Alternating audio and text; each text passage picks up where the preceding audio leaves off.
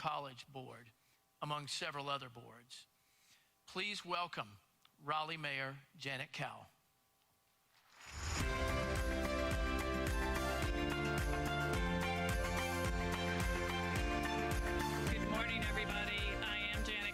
It's my honor to welcome you to the capital city this morning. I appreciate that you are here and that you are talking about the future of transportation. For those of you who drove in this morning from other places, if you were coming from the west, you saw all the 440 construction and the confusing maze of how do you actually get into the inside the belt line. If you were coming from the south, you saw the bulldozers and construction of 540. And as you come into downtown, you see the cranes up above. So all of that is to say, the governor talked about this state being one of the best in business and the third fastest growing in the country. Raleigh and Wake County, as you know, are also some of the fastest growing counties, cities in this country, and we desperately need all of these projects and the partnership with the NCDOT and the federal government to keep us moving. I know we are fortunate. Anywhere I go in the country, in fact, the Deputy Secretary of USDOT just said, man, you are fortunate to get to be mayor of a place like Raleigh. I mean, there's a lot of cities that have a lot of more, dire financial circumstances, big challenges. And Raleigh, when I go to national conferences, I get seated at the best tables, I get invited. People are like, how are y'all doing what you're doing? We are the envy of many people. And we know that we are prosperous. And you could think, well, they should pay for everything. They could do it all. They're rich. I will say, even for prosperous communities like Raleigh, like Charlotte, the cost of these projects are exploding. You know that as well as anybody. The land costs went up 50%. So when we're doing right-of-way acquisition, when we're going into the courts trying to get decisions, the cost of land has been sometimes multiple factors above the actual road construction. The inflation of the last few years. So we are doing our part, but we definitely need state and federal dollars to keep the economic engines that are cities like Raleigh, Charlotte, and others growing and functioning for the economy. In speaking of doing our part, Raleigh is breaking ground on the bus rapid transit system here. We will be the first leg of a regional bus rapid transit system that will be in Durham, Orange County, Wake County. The first leg is New Bern. We'll go to the south and then west towards Cary along the NC State sort of campus.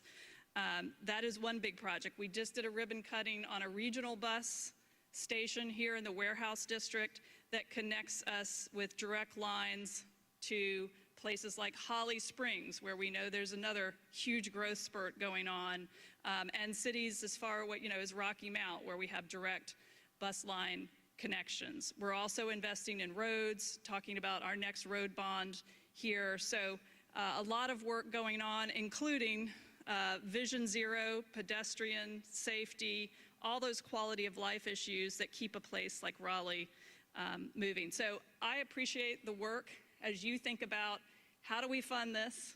How do we incorporate technological innovations, AI, smart technology, and build out our infrastructure system? And just appreciate how you keep Raleigh, Charlotte, and this whole state of North Carolina moving forward. Thank you for being here today.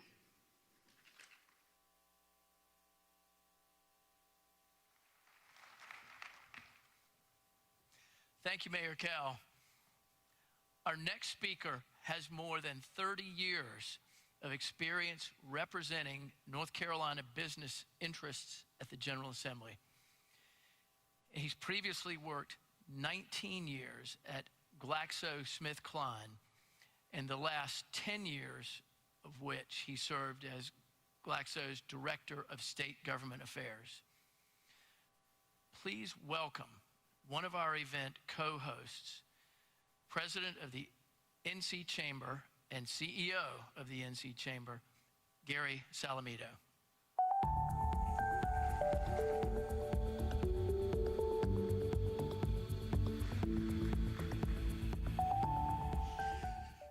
Good morning, everyone. Excuse me.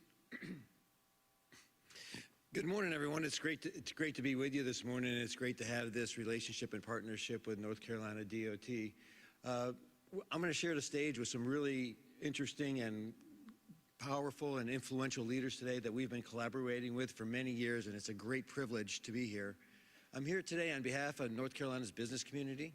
The Chamber is also the state affiliate for the National Association of Manufacturers, and we probably represent the manufacturers making those products right here in North Carolina. Stay tuned. The Coolest Things Made in North Carolina contest is opening up, so see small, medium, large businesses that are dependent on our transportation network in order to get their products to market. Our business community recognizes that moving people and products safely and efficiently is critical to commerce and a pro-growth economic strategy. I know the leaders joining me on the stage today share that priority. I want to thank them sincerely for their leadership. Especially want to thank Secretary Hopkins. As we look at our state's recovery from Helene, you and your team, Secretary Hopkins, have done incredible work, not only on the roads, but in establishing a transparent system that shows up-to-the-minute information. Thank you for your thoughtful leadership, continued collaboration, and most of all, for how you're taking care of our people. As North Carolina continues to gain national and international attention, people are moving to and visiting our state at a rapid pace. We feel it every day in our communities. We also feel it on our roads. North Carolina's transportation network is experiencing the pressures of population growth, inflation, increasing construction costs, as well as shrinking funding sources and sustainable funding mechanisms. Over the last dozen years, the NC Chamber Foundation has put forth viable solutions, some of which have passed into law with the support of the NC Chamber, the allied business community, and many of you in this room. Thank you. Unfortunately, the fact remains, what got us here won't get us there. According to a report from our friends at TRIP, congestions and bottlenecks cost North Carolina drivers $4 billion annually in lost time and fuel expenses. The safety of North Carolinians and those visiting or passing through our state is critical to healthy communities and to a healthy economy. We're pleased that the cap on the public-private partnerships was lifted this legislative session. Thank you to all of you who prioritized that issue with us. We know it will unlock great opportunity moving forward. That said, we need more. Now is the time to take our next courageous step in modernizing North Carolina's transportation funding infrastructure. We must ensure that our state creates the diversified revenue stream we need to keep our roads, railways, ports, airports, all well-funded over the next decade and beyond, retaining and creating jobs for our citizens. We stand ready to work with all of you. We stand ready to work with all of you to help our policymakers prioritize this issue. Now is the time. Our state's communities are depending on us. Our citizens are depending on us. Thank you for being here today. Let's all go to work, and we value this relationship with North Carolina DOT and all of you. Have a great conference.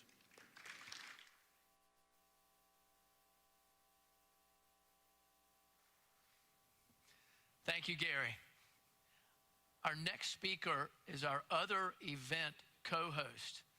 His years reporting on public policy and government for UNC Public Television led him into his advocacy career.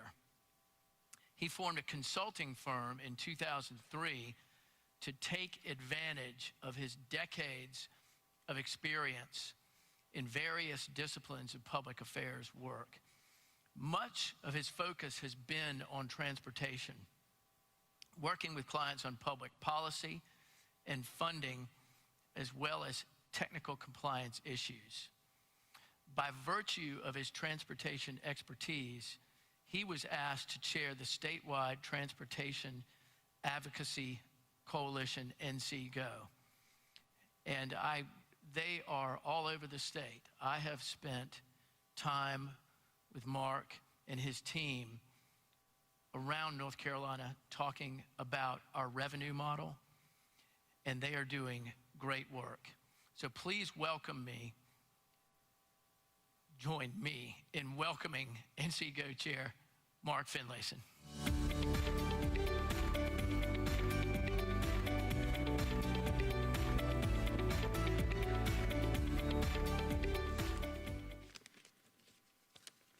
Good morning, everybody. On behalf of the NCGO Board of Directors, our members and our advocates all around the state, welcome to the 2025 North Carolina Transportation Summit.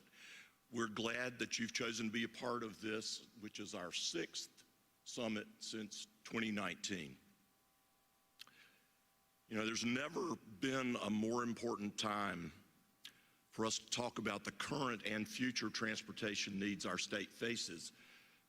Obviously, Hurricane Helene's impact on western North Carolina nearly a year ago brought focus to the challenges ahead.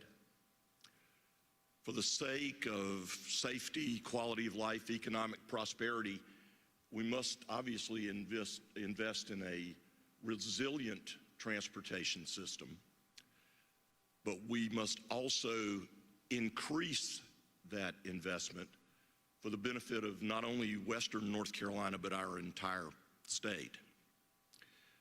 Now in our 24th year, NCGO was founded to ensure that our state has sufficient and sustainable resources to fund our transportation system. Despite their unique goals and agendas, road builders, engineers, materials and equipment suppliers, municipal leaders, transit advocates all partnered under NCGO because together we are stronger. North Carolina remains a top destination for families, businesses, job seekers, tourists, and credit for that lies with the generations of leaders who have invested in transportation infrastructure. North Carolina was called a good roads state because of the choices of past leaders. But now we're at a crossroads. North Carolina's been left with a crushing repair bill from Helene.